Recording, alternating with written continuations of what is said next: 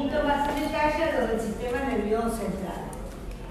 Sí, y no vamos a llegar probablemente a ver el nervioso periférico, pero está en el otro power, ¿sí? Que inclusive es casi prácticamente un resumen muy estricto del Robbins. Así que con fotos lo pueden leer, estudiar perfectamente, ¿sí? Muy bien. Entonces vamos a ver primero algunas características. Características generales, ¿sí? Donde el tratamiento, que puede ser la resección quirúrgica, a veces trae más complicaciones que beneficios. Eso es importante tenerlo en cuenta. Segundo punto, la localización puede ser un tumor benigno, pero tener consecuencias letales por su ubicación. Si se ubica en el tronco encefálico, donde está algún ganglio basal, ahí la evolución, por más benigno que sea, va a ser letal.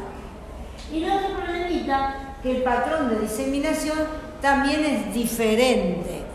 Por lo general diseminan localmente, no llega a dar metástasis. Hay uno de los tumores que vamos a ver que se disemina por el líquido cefalorraquídeo, que es el meduloblastoma, que se ve en pediatría, que es muy particular. Es decir, que tiene una diseminación rara, distinta a la que uno estudia en las neoplasias en general. Muy bien. El grado de malignidad, ¿por qué es importante? Para evaluar pronóstico y tratamiento, es decir, la sobrevida y el tratamiento. Esos grados van del 1 al 4 y generalmente ustedes van a ver que supongan astrocitoma grado 1 de 4, ¿sí? Con números romanos, quiere decir que es grado 1. Del 4 los valores que toma la OMS. La OMS tiene en cuenta la atipia celular, la presencia de mitosis, la mayor o menor celularidad. Y hay dos conceptos que hablan ya de un alto grado, es decir, muy maligno, un grado 4, cuando hay necrosis y una gran proliferación vascular. Es más, esos vasos, las células endoteliales de esos neovasos, proliferan tanto que producen estructuras similares a los glomérulos renales. ¿Se acuerdan que son todos esos capilares entrelazados? Es más, se habla de hiperplasia glomeruloide.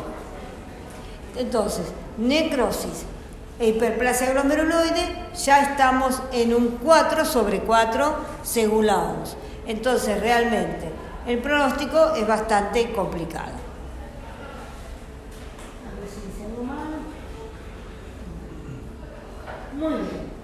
Hay grupos fundamentales de tumores, siendo el primero los gliomas, y aquellos tumores derivados de la glía, los más frecuentes. La mayoría va a atender pacientes adultos y se van a encontrar con cierta frecuencia con el diagnóstico de algún astrocitoma en un sujeto de mediana edad o edad avanzada. Es muy común los gliomas. También hay otras edades de presentación, pero el adulto es característico. Tumores neuronales, ahí son menos frecuentes, no es tan común de ver en un servicio de patología común. En un centro de derivación, donde hay un servicio de neurología o neurocirugía de consulta, bueno, ahí sí podemos tener mucho neoplasias pobremente diferenciadas, que seguramente la van a ver en pediatría, como es el caso de los meduloblastomas, los neuroblastomas, que son tumores poco diferenciados. Es como un rubro aparte. Y por último, como para mencionar, el craniofaringioma, que se puede ver en niños y en adultos también, que es un tumor que surge de restos embrionarios, no sé si se acuerdan, de la bolsa de Rathke, y que esa bolsa de Rathke, si quedan restos, que era lo que iba a formar la adenohipófisis, la forma y quedan restos, puede dar origen a quistes de la bolsa de Rathke, o puede dar lugar a un tumor que se lo llama craniofaringioma. Imagínense que craniofaringioma es un barbarismo. Es como si fuera, porque claro, se pensaba que por esa ubicación tenía algo que ver con las bolsas faringias o con el aparato faringio, por eso como estaba en el cráneo, craniofaringioma. pero hoy sabemos que es un derivado de la bolsa de Ralke, y la bolsa de Ralke es una imaginación del ectodermo del estomodeo, de la boca primitiva, así que no tiene vínculo con el aparato faríngeo, salvo la relación anatómica, ¿no? Bueno, vamos por los gliomas. Entonces, los gliomas podemos tener tumores derivados de los astrocitos, astrocitomas.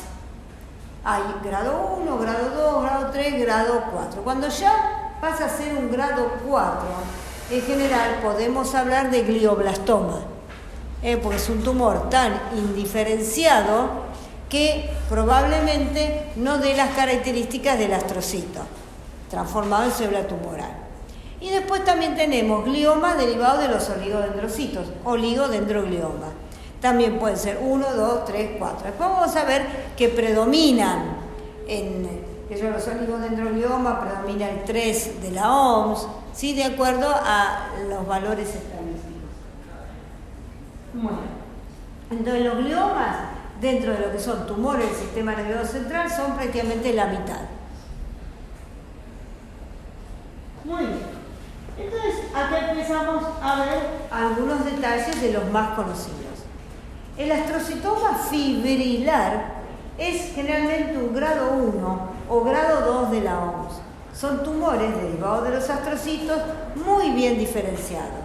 ¿Por qué fibrilar? Porque cuando uno lo mira al microscopio tiene un aspecto de fibrillas, como si fueran delgadas fibras conectivas, pero obviamente no es conectivo, es el citoplasma del astrocito que se alarga. Entonces, a veces se puede confundir con gliosis. ¿Se acuerda que estudiamos la gliosis reactiva? A ver, son tan bien diferenciados que esa respuesta glial se puede confundir con un astrocitoma fibrilar. Muy bien. Entonces, obviamente, la gliosis en macroscopía o en imágenes no va a producir esa imagen. Macroscópicamente nosotros ahí vemos una imagen nodular que interrumpe la arquitectura del cerebro, del parénquima cerebral. En el corte vemos como esa masa nodular, que se distingue claramente, desplaza la línea media e invade tejido. Eso no puede ser una gliosis.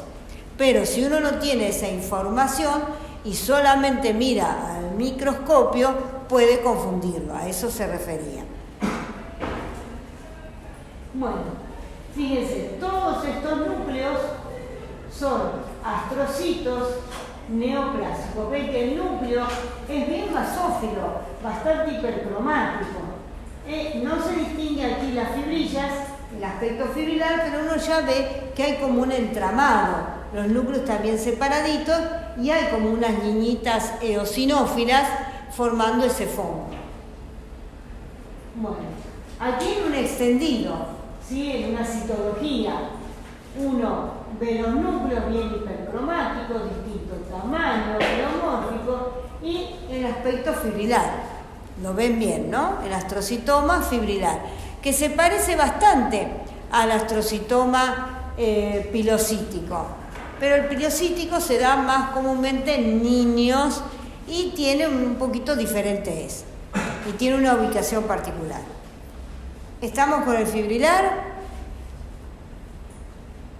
Muy bien. Tenemos que recordar también, dentro del astrocitoma en rasgos generales, una cosa es un astrocitoma infiltrante, es decir, que tiene capacidad de diseminación, es decir, que infiltra el parénquima, infiltrante.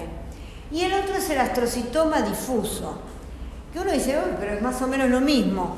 El astrocitoma difuso, ¿qué particularidad tiene, como vamos a ver otro ratito? No se pueden establecer los límites. Entonces, por eso se habla de astrocitoma difuso. Pero bueno, vamos por el infiltrante.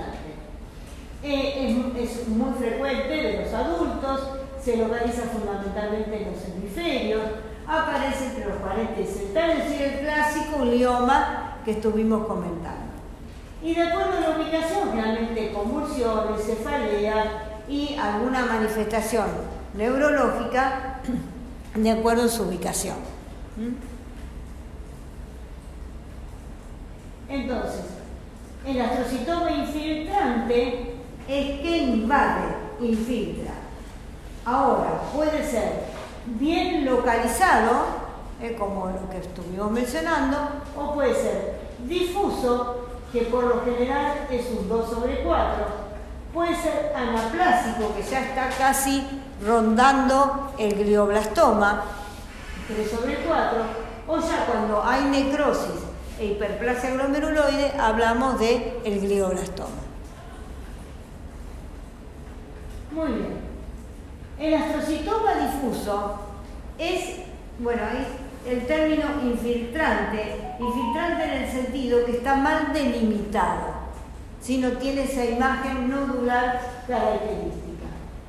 Expansión y distorsión del encéfalo invadido, tamaño variable, todos van a ver, salvo algunos, tiene una superficie que puede ser firme o puede ser blanda y friable hasta de aspecto gelatinoso, puede haber cambios quísticos, microscópicamente mucha celularidad, mucho pleomorfismo, pero fíjense, no hablo de necrosis, no hablo de hiperplasia glomerular. ¿Sí? Entonces sigue siéndose a lo sumo un 2 o como mucho un 3 dentro de la OMS.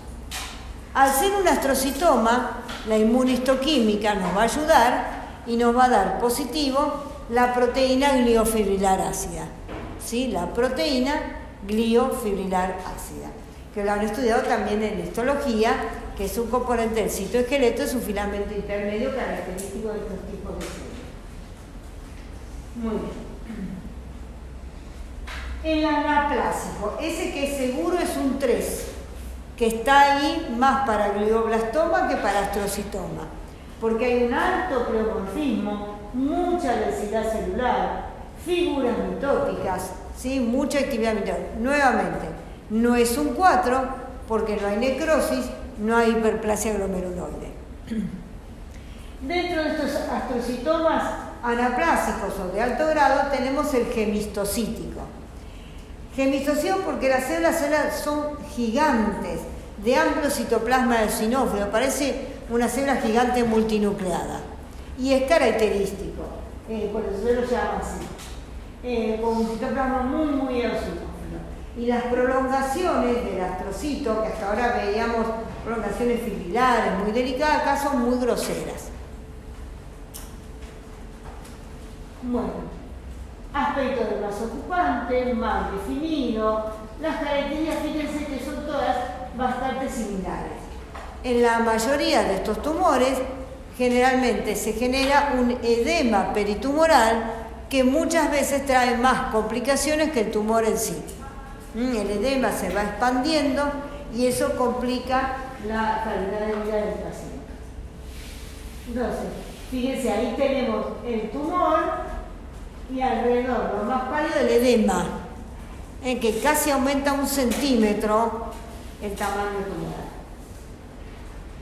Bueno, acá tenemos una neoplasia bien de aspecto gelatinoso, de bordes poco definidos. Uno ya lo ve así, parece que es blandito, no tiene un aspecto friable. Bueno, ese es el astrocitoma gemistocítico, donde cada una de estas células de amplio citoplasma eosinófilo son los gemistocitos. Son astrocitos neoplásicos.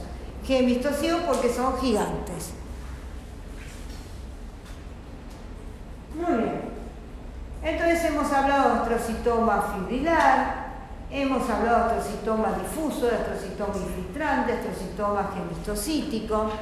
Ahora tenemos que mencionar uno que suele darse, hay dos que suelen darse en niños, que son el pilocítico, donde las prolongaciones son tan finitas que parecen pelos, y otro poco frecuente que es el santo astrocitoma pleomórfico, que se suele ver en niños, pero también se puede ver en adultos.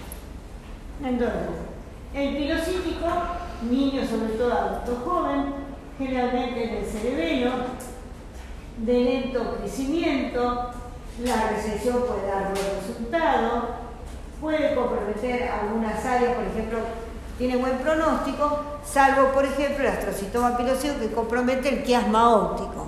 Ahí es una localización un poco más compleja. Fíjense, la P53, que su marcador de proliferación está alterado, no da valores fidedignos, y hay astrocitomas pilocíticos que se encuentran en forma aislada, esporádica o formando parte de la neurofibromatosis tipo 1, ¿sí? Que es una facomatosis, que se estudió también ahora el sistema nervioso. Entonces, generalmente es quístico más que infiltrante, generalmente el astrocitoma pilocítico, que como hemos dicho es más común en el cerebelo, suele tener un aspecto nódulo quístico. Entonces, un quiste fundamentalmente con un nódulo en un extremo, un nódulo excéntrico, como si fuera un anillo de sello, ¿sí? Y esto tiene la macroscopía característica.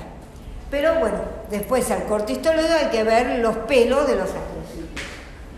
Es GFAP positivo y tiene esto, fibras de Rosenthal, que usted no sé, ¿se acuerdan? Las fibras de Rosenthal es el colapso del citoesqueleto. Entonces simplemente son, dentro de en los extremos más distales de las prolongaciones, aparece una bocha eosinófila, ¿sí? Es decir, como que se engrosara la prolongación debido al colapso del citoesqueleto y que se acumula dando esa imagen bien eosinófila en el citoplasma, las fibras de Rosenthal. Acá fíjense, hay aumento de vasos sanguíneos, pero no es un signo desfavorable. Que tenga vasos sanguíneos no lo califica dentro de un 4 de la OMS, ¿sí? Porque es pilocítico.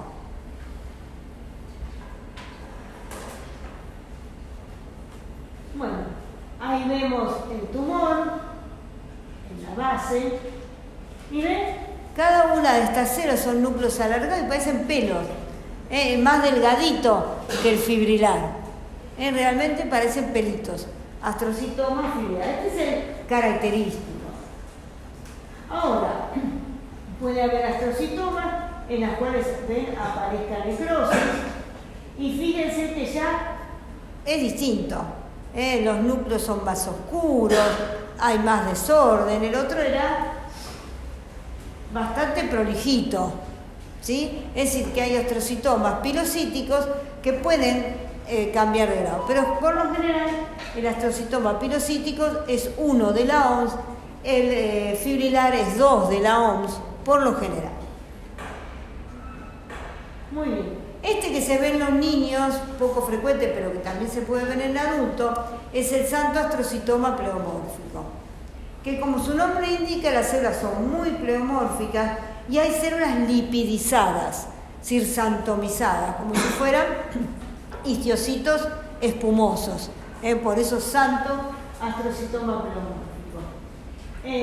Tiene la particularidad que la inmunohistoquímica mezcla marcadores neuronales y gliales, puede llegar a ser de alto grado y tiene como característica, fíjense qué llamativo, una traza de reticulina, cosa rara, ¿no es cierto?, en estos tumores que venimos estudiando, y presencia de inflamación. ¿Sí? El santo astrocitoma pleomórfico tiene muchas fibras reticulares acompañando a las células neoplásicas y una importante respuesta inflamatoria. No hay necrosis, no hay mitosis, bueno. Entonces, fíjense, ven que las células son todas distintas, muy pleomórficas, y por acá vemos que hay elementos inflamatorios, hay leucocitos, hay glóbulos blancos. Esto ustedes están, la foto está sacada en un sector, obviamente, uno tiene la pieza macroscópica, hace varios tacos, ¿sí? Entonces esto es una foto para explicar. No es que yo con esto hago el diagnóstico. Muy bien. Los glioblastomas. Fíjense ustedes, como los glioblastomas producen masas cavitarias, algunos porque hay mucha necrosis. Es el más común. Los pacientes pueden referir crisis comiciales, crisis convulsivas o de pérdida del conocimiento de muchos años de evolución, porque muchos de ellos evolucionan muy lentamente. Bueno, por lo general se ubican en los hemisferios cerebrales y puede ser una masa gris, gelatinosa, circunscrita, puede tener quiste, puede tener hemorragia, puede tener calcificación. Así que fíjense, la macroscopía es bien variada. Bueno, fíjense aquí un gran glioblastoma y cómo se ha diseminado en otros sectores del parénquima cerebral. Si una masa de aspecto de color rosado, friable, es muy expansiva. Bueno, la microscopía son astrocitos pleomórficos con muchas mitosis, con nucleolo evidente, pero lo que destaca los glioblastomas es la necrosis, que es una necrosis muy característica que se dice serpentina, ¿sí? O serpinginosa, así como sube, baja, la playa de necrosis no es como el granuloma de la tuberculosis que uno ve en la necrosis redondita, alrededor de la célula, no.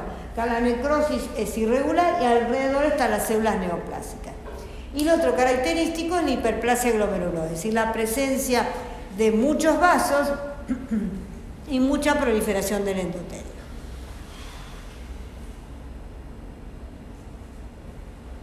Muy bien, entonces, cuando tenemos, puede haber grado 2 de la OMS, donde hace que entonces sobre todo se marque la TCAP, S100 bimetilina. Bueno, aquí está la hermosa hiperplasia glomerulosa. ¿Ven? Todos estos son los células gliales tumorales y acá vemos un vaso cuyas células endoteliales han proliferado y han formado un vaso adentro de otro y se parece más o menos a un glomérulo. El glomérulo son asas capilares muy finas y delicadas. Acá es como que dentro de un vaso se formaron otros pequeños vasos. Eso se llama hiperplasia glomerulosa. Muy bien.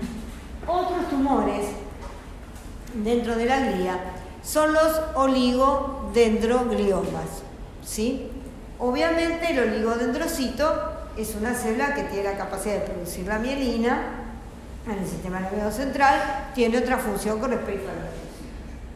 Bueno, por lo general son 3 de la OMS, hay anaplasia, hay atipía, hay mitosis, hay necrosis.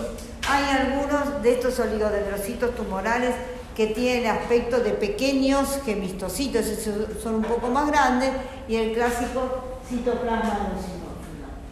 Bueno, hay algunos que están vinculados con algunas pérdidas de sectores, de locus genético, como mencionamos aquí. Y bueno, todas estas celulitas son los oligodendrocitos tumorales. Estos son vasos de neoformación que acompañan a la neoplasia. Algunos dicen que los oligodendrocitos tumorales, cuando se organizan, parecen como las láminas de corcho, como cuando uno estudia las primeras clases de histología, que habla de la célula en vegetal, ¿sí? La célula redondita formando cordones o láminas. Eso es muy característico de ese aspecto. Del núcleo, un halo claro citoplasmático, y obviamente por lo general van a dar GFAP negativa. Pueden tener otros marcadores, que inclusive en el otro Power también lo detallamos. Bueno, aquí un poco más denso, una gran densidad celular, muchos núcleos, uno al lado del otro. Aquí en el caso, fíjense, esto sería el caso del glioblastoma, pero que también puede darse en el oligo, que es la necrosis característica del glioblastoma y las células dispuestas en el palizado. Muy bien. Otro de los tumores gliales es el ependimoma. Y vamos a ver que hay variedades, ¿no? Hay un ependimoma mixopapilar que se ve en los niños, pero bueno, vamos a mencionar el ependimoma tradicional. Se ubica por lo general donde está el sistema ventricular, ¿sí? Generalmente, por lo general, el cuarto ventrículo, bueno, o en el conducto abdominal.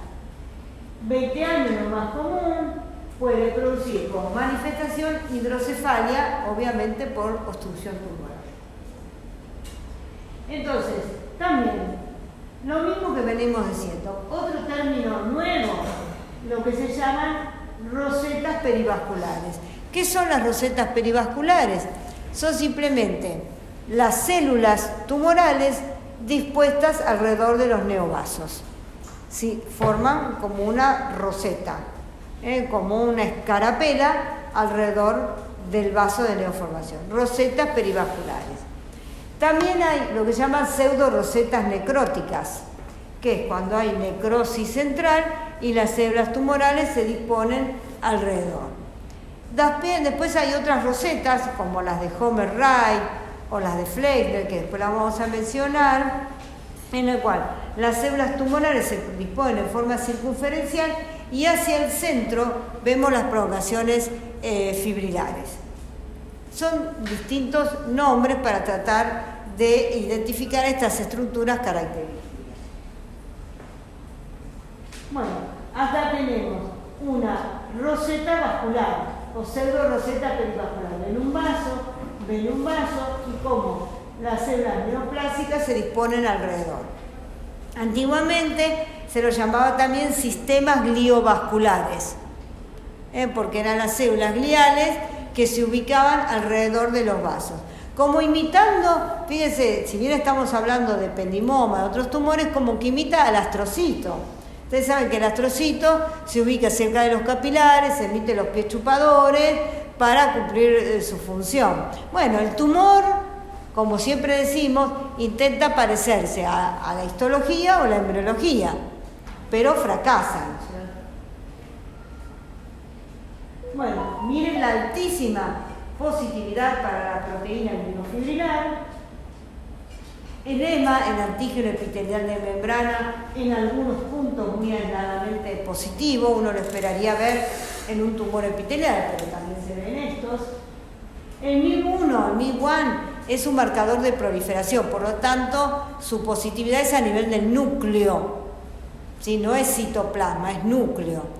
Es lo mismo que el Ki67, igual que el PSNA. Sí, son marcadores de proliferación. Me ayuda a definir si tiene un alto o bajo índice mitótico. Bueno, acá tiene el cuadrito de inmunomarcación que lo comparan. Lo vamos a leer esto. Muy bien. Estamos sin duda los más frecuentes, con los cuales se van ustedes a encontrar son con los gliomas. Y dentro de los gliomas, los más frecuentes, los astrocitomas. Pacientes generalmente adultos. Es raro que haya niños. En niños, ¿cuál puedo encontrar? El pilocítico o el santo astrocitoma pleomórfico. ¿Correcto? Tengan en cuenta la gradificación de la 1, 2, 3 y 4. Que eso es indistinto para cualquiera de los tumores. Porque acá lo que evalúa es hipercromasia y pleomorfismo nuclear, alta celularidad, mitosis atípica para los grados bajos y ya para el 4, necrosis e hiperplasia glomeruloide.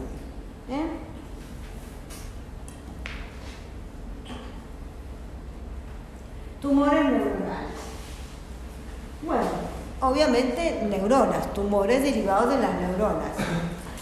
Uno de los que podemos mencionar, que ya para confundirnos, es el ganglioglioma.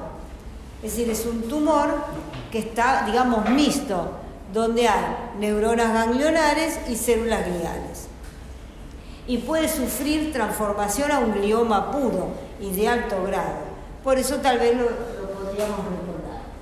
Lento crecimiento, el componente glial se maligniza y la enfermedad progresa. La ubicación más común, lóbulo temporal. Bueno. Macroscópicamente es un crecimiento compacto, tenemos las neuronas grandes, de gran tamaño, pero con pleomorfismo, como son las neuronas ganglionares, y el componente glial. Es muy característico ver a veces la multinucleación de las neuronas tumorales y la redistribución de la sustancia de Nielsen, que se margina. Vieron que la sustancia de Nielsen es pegadita al núcleo, alrededor del núcleo. Bueno, en el caso de las neuronas ganglionares tumorales, es como que se margina contra la envoltura nuclear. Bueno, Y ahí vemos, ahí nos intenta mostrar un núcleo evidente. Ven, ahí tenemos el citoplasma, buenos vasos. Bueno, aquí vemos toda la proliferación de células de gran tamaño, porque se parecen a las neuronas ganglionares. Y algo que tiene muy especial el ganglioma, además de estos marcadores, es que la sinaptofisina es positiva. Y nosotros habíamos estudiado que la positividad para sinaptofisina era para los tumores neuroendocrinos. Siempre decimos tumores neuroendocrinos, cromogranina, sinaptofisina, enolasa neuroespecífica. No lo imaginamos para un tumor central. El ganglioma tiene vimentina positivo, que es un marcador mesenquimatoso, entonces ya ahí me resulta medio raro, y sinaptofisina positiva. GFAP por el componente glial, S100 por el componente neuronal.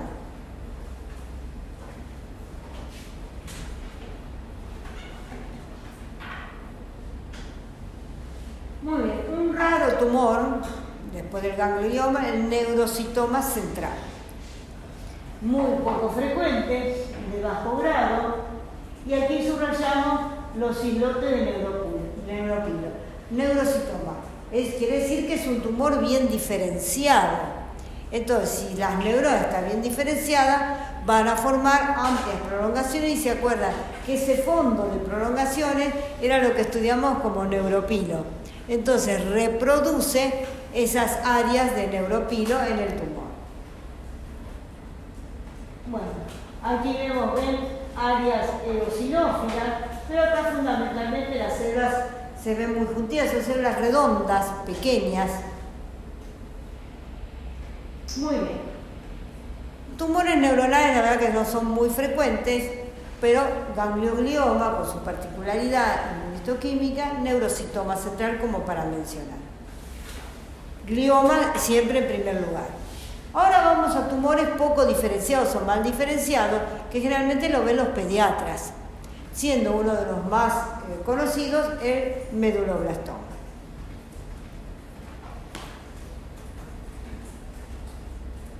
Muy bien. Mal diferenciadas, no expresan un marcador fenotípico que me pueda guiar, es neuronal, es glial. Son bien primitivos, provienen del neuroectodermo, ¿sí? de la placa neural, tubo neural, de ahí vienen. Son bien primitivos, por eso se dan niños, son pediátricos, ¿sí? Y dentro de la pediatría, fíjense, son bastante frecuentes, 20% de los tumores. En pediatría hay ciertos tumores muy frecuentes, el retinoblastoma, que es un neuroblastoma de la retina, el nefroblastoma de los riñones, el sarcoma de Ewing en el interior de la médula ósea, y tenemos aquí, dentro del sistema nervioso, el meduloblastoma. El año que viene, yo justo estoy dando en paralelo cuarto año, y los chicos de cuarto año tenemos una clase donde son tumores pediátricos, ¿sí? ¿Qué tumores se ven en pediatría? Para el que le interesa, ¿no es cierto?, hacer pediatría o neonatología. Por eso me acordaba de estos datos. Meduloblastoma es un tumor de la línea media, generalmente cerebelo. Indiferenciado, y generalmente se asocia con hidrocefalia. Bueno, y acá nos da algunos datos interesantes. Es frecuencia bastante frecuente en los niños, en los primeros 10 años, puede verse en adultos jóvenes, pero generalmente en los primeros 10 años, puede llegar a los 20, se da más frecuentemente en hombres, la localización más común es el cerebelo, así que niño, tumor en la línea media cerebelosa es un meduloblastoma, hasta que se demuestre lo contrario. Tumor infiltrante que se mete ahí por el cuarto ventrículo y es muy celular, y las células son células generalmente de tamaño pequeño, núcleo muy pleomórfico con nucleolo evidente y muy basófilo, mucha basofilia, muchas mitosis, y ahí podemos tener las pseudorosetas. Generalmente las pseudorosetas, ¿qué? Porque la roseta verdadera es la de Homer Ray, es decir, esa roseta en la cual las células neoplásicas se disponen circunferencialmente y emiten sus prolongaciones hacia el centro, tratando de copiarse del tubo neural. La pseudoroseta puede ser una pseudoroseta necrótica, donde las células neoplásicas se disponen alrededor del foco de necrosis, o una pseudoroseta vascular, donde las células neoplásicas se disponen alrededor de los vasos.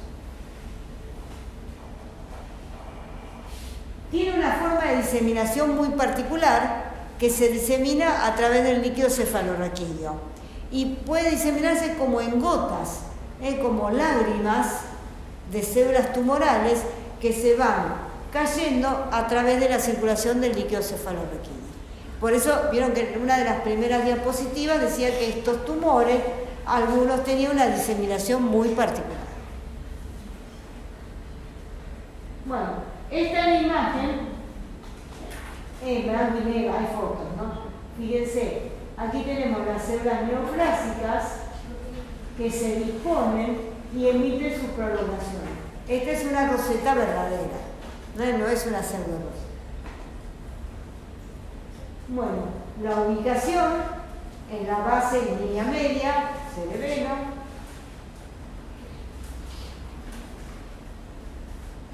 Sí, hay un tamaño muy pequeñito, como se puede distinguir.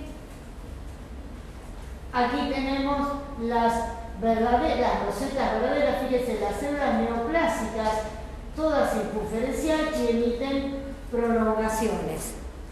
No es perfecto, porque si ustedes miran acá no veo muchas rosetas. Entonces hay que ir a buscar, primero, que son células pequeñas, redondas y muy basófilas. Y tienden a agruparse así en forma circunferencial. Las características clínicas del paciente, todo eso me va a ir ayudando. Bueno, aquí tenemos el otro campo donde no hay ninguna roseta de nada. Es altamente celular, muy densamente celular. Bueno, a veces puede haber algunos tramos fibrilares dentro de las células que van proliferando así en niños. No es una imagen común. Muy bien. Entonces, acá tenemos los... ¿Quieren hacer 5 minutos? ¿O están bien? ¿Cuánto falta?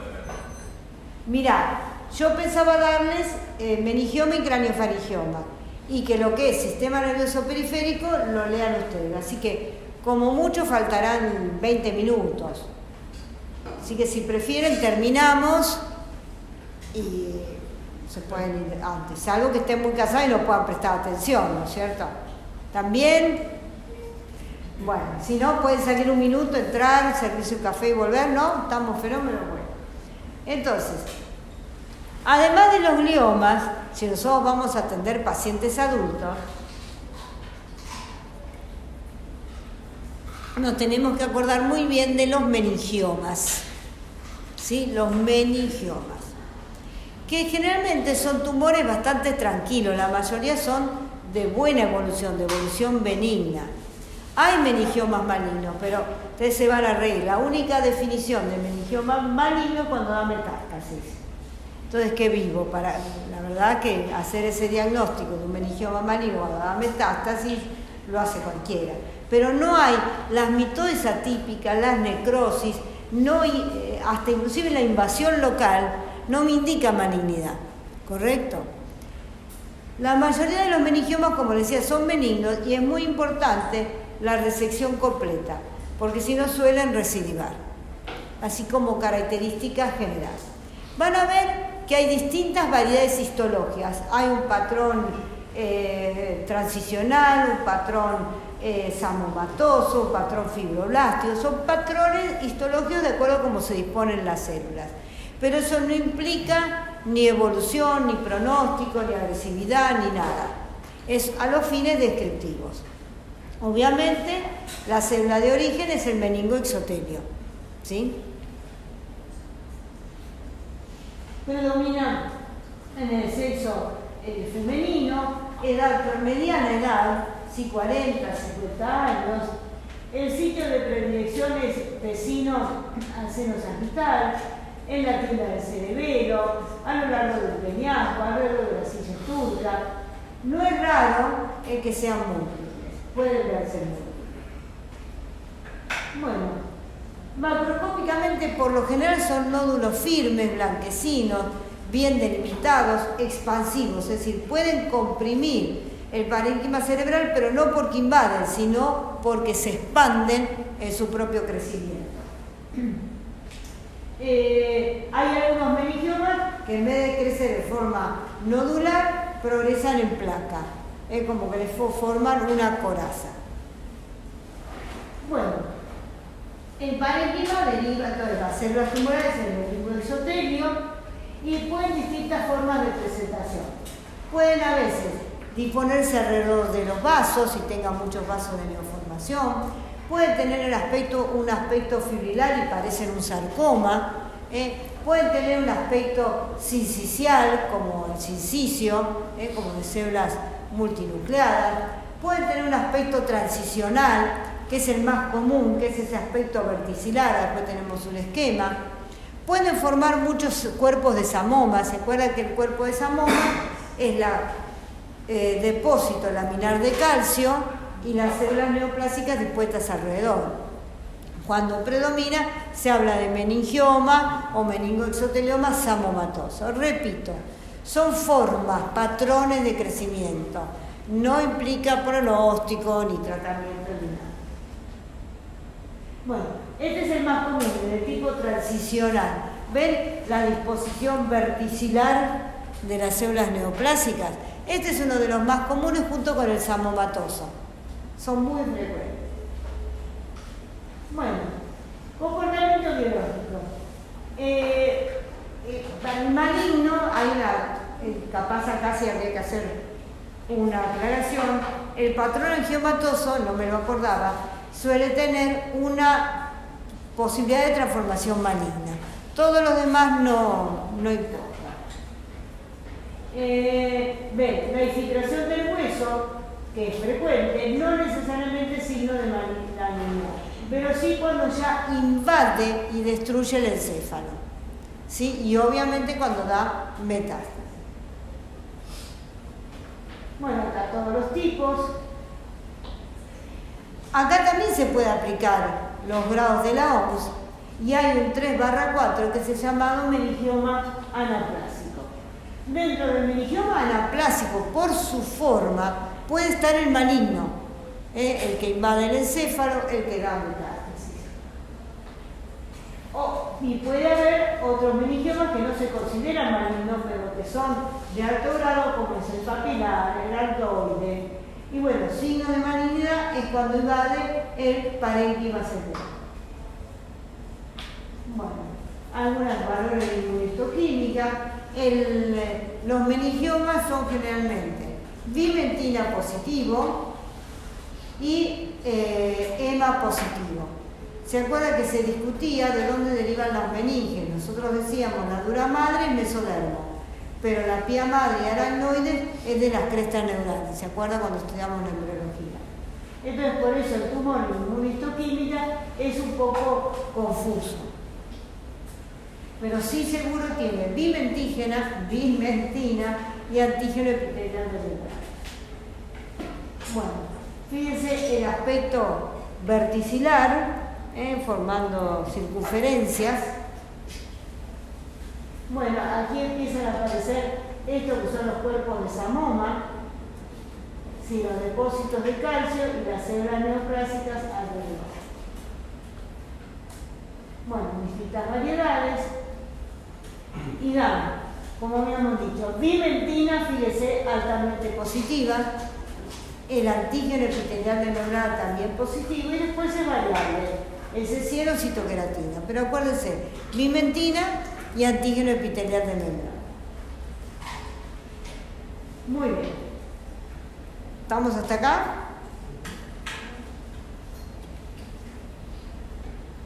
Vamos con el craniofaringioma, que podemos decir que es un tumor congénito, porque surge a partir de la bolsa de Rathke, o mínimo que es un tumor que se origina de restos embrionarios de la bolsa de Rathke. La bolsa de Rathke puede dar quistes, Sí, que también puede tener su efecto según el tamaño y qué estructuras comprima. Pero es una lesión quística, benigna. De esos restos de la bolsa de Rankle puede surgir un tumor que es muy parecido al adamantimoma, el tumor del esmalte dentario. Es una mezcla entre un carcinoma escamoso y un carcinoma vasocelular, como se ve en la piel. Claro, estamos en tercero. Al final cursamos dermato, así que todavía no lo vi. Muy bien. Generalmente en los primeros 20 años, predomina el nombre, y obviamente, como uno supone, la ubicación más común es a nivel o cerca de la silla turca. Es benigno, las complicaciones las tiene por su ubicación. Bueno, masa nodular, que puede tener a veces un aspecto quístico, y bueno, el craniofaringioma, como les decía, es un barbarismo, ¿sí? Porque ¿qué es? Un tumor, un cranioma, no, bolsa faríngea ahí no están, pero así se lo conoció y así le quedó el nombre.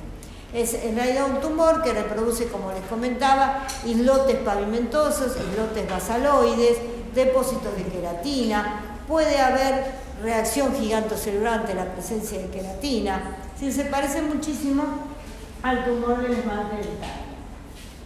Bueno, ahí les menciona eso. Muy bien. Islotes en células B, donde las células se disponen en empalizada, eso es característico del carcinoma vasocelular de la piel. Algunas células en su interior se desorganizan y forman queratina, eso es característico del carcinoma escamoso. Después, la matriz, es decir, lo que está entre los islotes tumorales, es bastante laxo, como cuando se forma el diente. La clínica va a ser relacionada al problema endócrino. Exacto, hay que descartarlo. Cuando comienza con problemas endógenos, hay que descartar. Es uno de los diagnósticos diferenciales. Los adenomas de hipófisis y en un niño pensar en el craniofaringioma. Después cuando vemos endocrino lo volvemos a mencionar. Muy bien.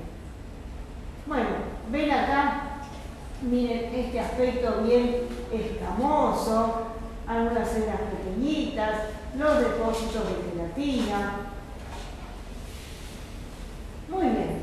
Ahora los dejo a ver quién es un pequeño casito clínico, muy fácil, una pavada. ¿Quién lo lee en voz alta para que todos pensemos de qué se trata? Femenina de 6 años de edad con cuadro clínico de cefalea de evolución que progresó con vómitos y contenido alimenticio. Como antecedente relevante, hermano con nombre sistema nervioso central, no recuerdan IRB. El hermano, ¿no? Sí. Es llevada al hospital donde es evaluada y su evidencia. Paciente consciente, pupilas isocólicas, reactivas, papiledema bilateral, simetría facial, fuerza muscular y sensibilidad conservada. Marcha táxica. Se realiza el TAC cerebral que muestra lesiones hipodensa en el cerebelo bilateralmente. Se realiza resonancia magnética de cerebelo que revela lesiones intraparenquimatosas y se decide realizar craneostomía suboccipital bilateral y resección total de lesiones intracerebrales.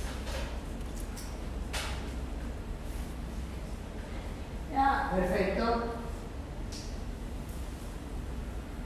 El reporte de histopatología revela proliferación de núcleos hipercromáticos polimórficos en presencia de rosetas de Homer-Wright. El paciente evoluciona de manera satisfactoria en un postoperatorio y es enviado a domicilio a los 10 días. Se realiza resonancia de cerebro con un nodo ligneo que descarta recidiva tumoral. Actualmente continúa con manejo por neurocirugía pediátrica y oncología. Muy bien, ¿qué pensarían?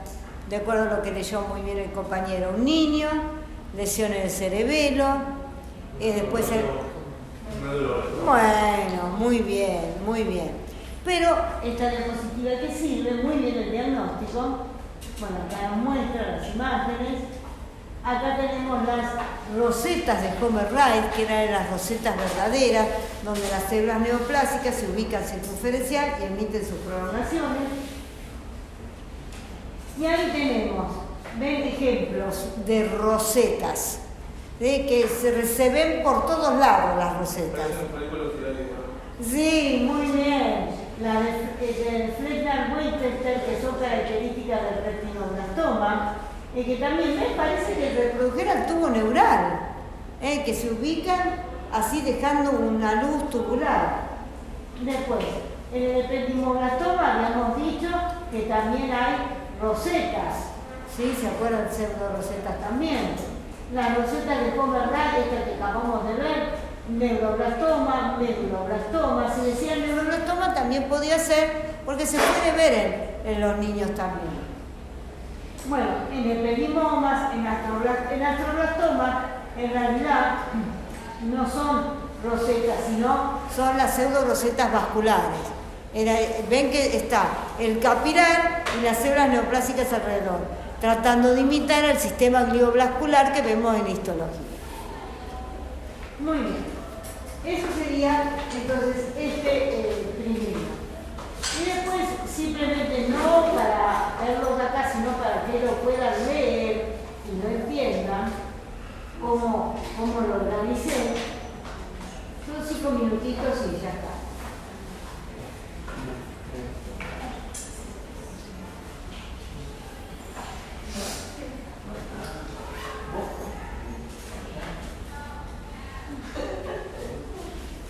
Muy bien. Entonces, toda la primera parte vuelve a hablarme de lo que hemos dicho nosotros, las características generales.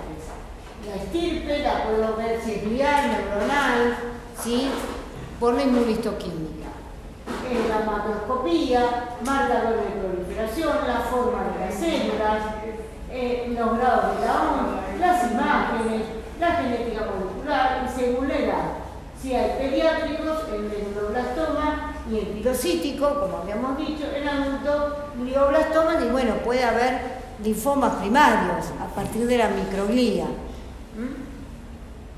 Entonces acá nos cuenta todas las características que ya hemos visto del astrocitoma, el glioblastoma, las mismas imágenes, los focos de... Miren qué bien que se ve, sobre todo de lejos, la necrosis serpinginosa y las células tumorales alrededor. El pilocítico, que es 1 de 4, el sarcoastrocitoma. Este no se acuerda lo que decía el astrocitoma pilocítico, que tiene un aspecto gelatinoso y quístico, es como un nódulo que se dice nódulo mural, porque está como en un extremo. ¿Sí? Eso es muy característico, la macroscopía del pilocítico. Los oligodendros, que también hemos visto, la forma, la inmunohistoquímica, ¿ven? Hay gliofiliar, S100 y proteínas más raras. Sobre todo se mide en la actualidad el isocitrato de H1 y 2, que es importante para el pronóstico. ¿Sí? Me había olvidado. Bueno, la pérdida de algunos locus, la forma, ependimomas, anaplásicos, mixopapilares. Bueno, presos coroides, ¿sí? Que no les había comentado. Puedo tener tumores benignos como son los papilomas, malignos como es el carcinoma papilar de los plexos coroides, uno en niños, otro en adultos, y los quistes. ¿Sí? Acuérdense que uno puede ver una imagen quística, por ejemplo, el tercer ventrículo, y tenemos quistes dermoides, epidermoides y quistes del aracnoide. Y no es un tumor maligno, es un quiste. Entonces recuerden que puede haber quistes aracnoidales. Hace unas semanitas vimos un quiste aracnoidal en tercer ventrículo. Tumores neuronales, ganglioma, tumor neuroepitelial, neurocitoma, otros tumores, y ahí viene el linfoma primario del sistema nervioso central, más frecuente. ¿Cuándo se empezaron a conocer los linfomas del sistema nervioso central? Con el SIDA, ¿sí? Con la infección por HIV, el desarrollo luego de la enfermedad, empezaron a evaluarse la presencia de linfomas primarios. Muy mala respuesta. Bueno, los marcadores de linfomas, raros tumores de la línea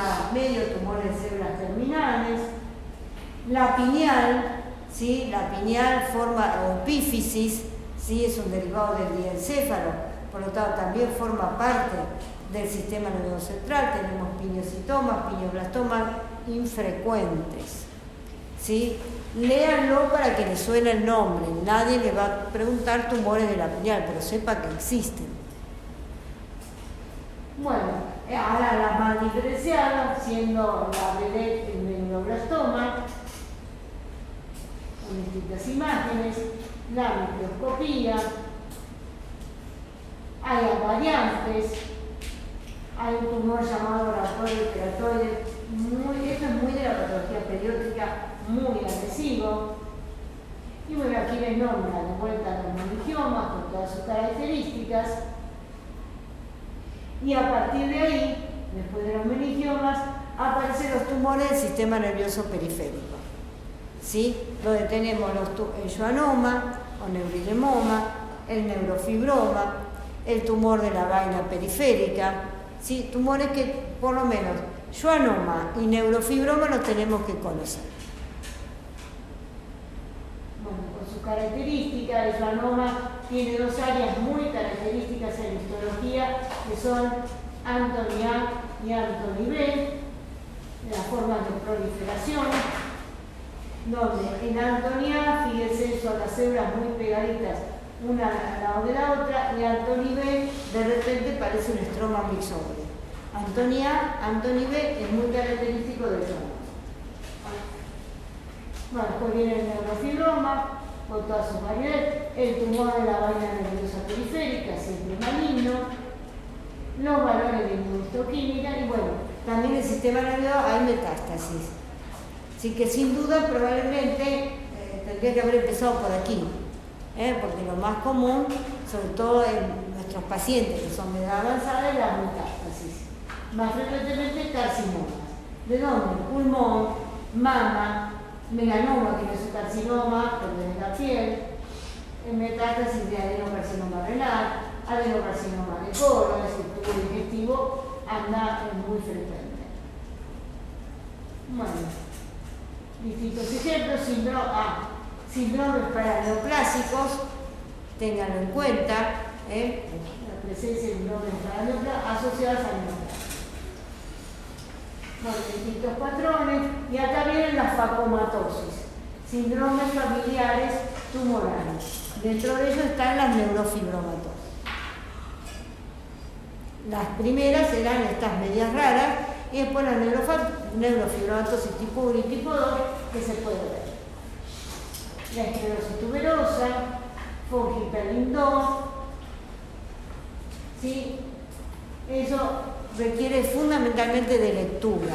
De los síndromes paraneoplásicos hay que saber alguno específico, porque son como vías de diseminación. Claro, exacto. Sépanlo no tanto para patología, sino para clínica. Nosotros nos dedicamos más a los patrones tumorales más frecuentes, ¿sí? Central y periférico. Pero si no es para neoplasia, sépanlo para ustedes, para la parte de neurología, que les va a servir para el diagnóstico. Bueno, miren qué bien, ¿Tenemos como algo ahora? No, porque ella está dando el mismo tema. ¿Sí?